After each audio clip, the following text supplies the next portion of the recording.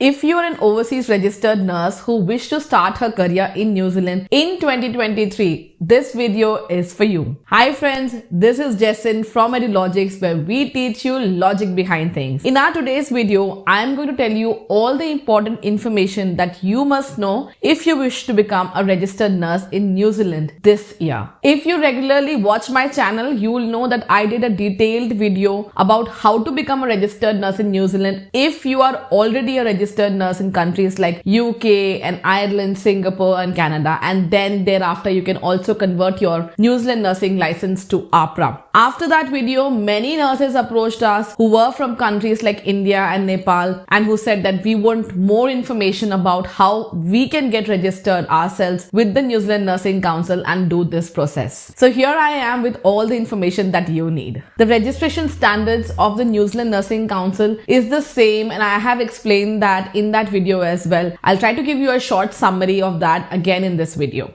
The only difference in the process of registration for nurses who are directly applying from countries like India or Nepal or Philippines is that you'll have to complete a competency assessment program, which is basically a structured training program, and you have to go to New Zealand to do this competency assessment program, and thereafter you can get registered. Okay, very important thing to note here that New Zealand Nursing Council is also going to stop the CAP program end of this year and is introducing a competency assessment model examination very similar to Australian Health Practitioner Regulation Agency. There will be an online exam plus an OSCE examination from 2024. Hence, CAP program will not continue for a long time. So if you wish to take this pathway, you need to be very quick on your feet and grab the opportunity now before it changes. So the first registration standard is qualification, which means that you should have done a bachelor's degree in nursing, and your bachelor's degree should be almost equivalent to the New Zealand qualification framework level 7. This also means that if you are a diploma of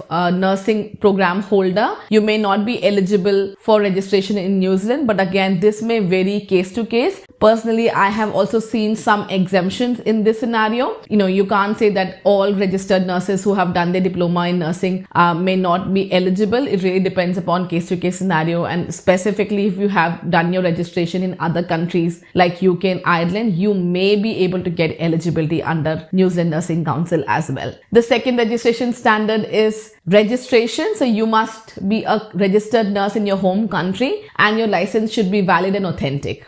The third is post-registration experience. So currently the New Zealand Nursing Council has a mandate that you should have at least 2,500 hours of work experience in the last 5 years. And if you do not meet this criteria, you may not be eligible for registration.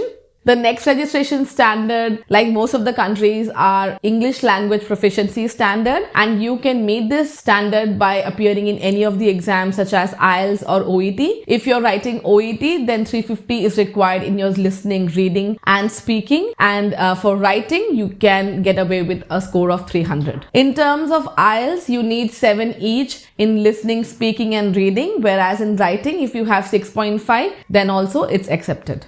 The New Zealand Nursing Council also accepts scores from clubbing, which means that if you have written the examinations, 2 exams within a period of 12 months and you're able to make the scores, then also it's totally fine. So the next registration standard is fitness to practice. Under this standard, you need to ensure that you are submitting enough proof and undergoing an international criminal history check in any of the countries where you have lived for more than 6 months in the past 7 years. This is just to ensure that you do not have any kind of criminal offenses against you in any of the countries before registering with the New Zealand Nursing Council. The last registration standard is competence to practice. Now, under this standard, you need to demonstrate to New Zealand Nursing Council that you are a competent nurse to practice under the New Zealand healthcare, and to demonstrate that you only have one option, that is to undergo a competency assessment program. The competency assessment program is a 6 to 12 weeks qualification which is delivered by various educational institutions in New Zealand, and you'll have to come to New Zealand to undergo this training program. The CAP program can cost somewhere between $8,000 to $12,000 depending upon the various educational institutions they offer, and yes, it's quite an expensive program to pursue. Now that you have an overview of the whole registration standards, let's talk about the steps that you need to follow to undergo this pathway. The first step under this pathway is application to CGFNS International. Now, CGFNS International is an authorized assessment agency which basically helps New Zealand Nursing Council to check all the documentation and paperwork and experience of overseas registered nurses. The fee for the CGFNS application is $300 USD and your profile is valid for 1 year after you have created the account. Once you pay the CGFNS fees, you will see in your account that you have received all the relevant forms such as your ID verification form, your registration form that needs to be completed by your nursing council, as well as education form that needs to be completed by your nursing college. You have to download all these forms and then take it to your respective educational institutions or councils and ask them to complete it as per the CGFNS guidelines and send it to them directly. Once CGFNS has received all the relevant documents, it will take approximately 30 days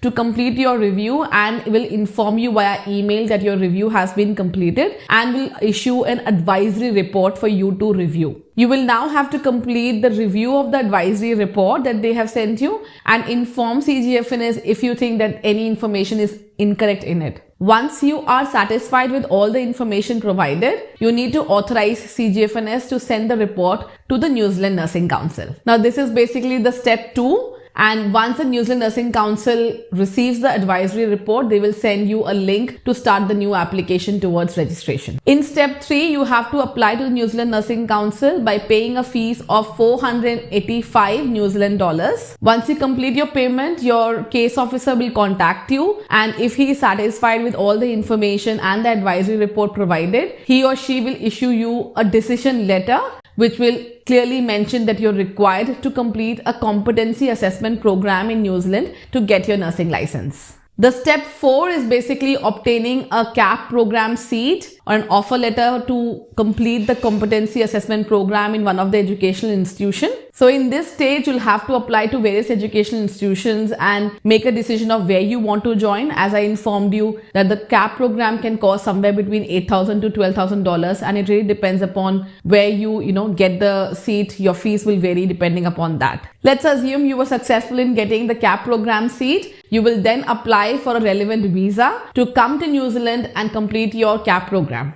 The commonly available visa for CAP program is called Occupational Registration Visitor Visa, and you'll need to submit your CAP program offer letter, your decision letter, and other supporting documents to secure the visa. After the registration is secured, you'll also need to pay $130 for an annual practicing certificate. The annual practicing certificate basically give you the rights to work as a registered nurse in New Zealand. Once your nursing registration is obtained, you can now then move towards different work visas and look for employment in New Zealand. So now let's talk about how you can do the whole CAP program for free. The New Zealand government offers something called an Internationally Qualified Nurses CAP Fund, and under this fund you can do the whole CAP program for free, and if you secure this fund you may be eligible for a full rebate of $10,000 to complete your CAP program successfully. To register your interest in the fund, you will need to submit your decision letter that you have obtained from the New Zealand Nursing Council mentioning that you're required to complete the CAP program, as well as the offer letter that you have secured from the institution. You can also apply for a reimbursement of fund. Let's assume that you have already secured the CAP program as well as you have paid the fees after you have completed the program. You can request the government to complete the refund process and provide you the full $10,000. For this, you will need to submit your course completion letter from the relevant educational institution, as well as you also need to submit your registration license that you have obtained from the New Zealand Nursing Council. You will also need to submit a confirmed offer of employment in a direct patient care role in a hospital or an aged care sector, and also need to submit a valid work visa to apply for this reimbursement. All in all, this funding component is very attractive, and if you are in the process, this might be really helpful for you to complete the whole procedure totally free. I hope you found this video useful. If you did, don't forget to like and share this video and share it among your friends.